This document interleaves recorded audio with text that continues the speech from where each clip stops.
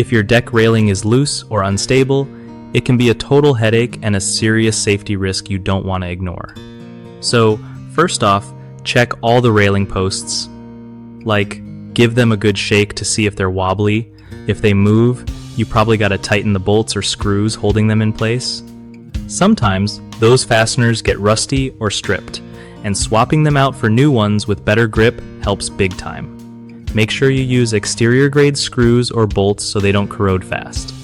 Also, inspect the hardware that connects the railing to the deck frame.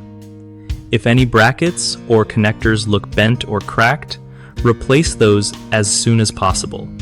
For wooden railings, sometimes the wood itself could be rotting near the base, so check for soft spots and think about swapping out damaged sections.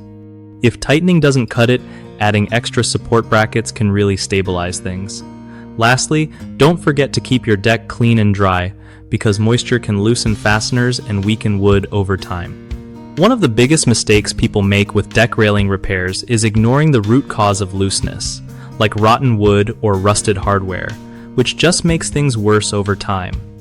Another common issue is using the wrong type of screws or bolts that aren't weather resistant, so they fail quickly. Always go for stainless steel or galvanized options made for outdoor use. Lastly, not checking all connection points thoroughly means you miss other weak spots that could become hazards. A full inspection helps catch everything before it turns into a bigger problem.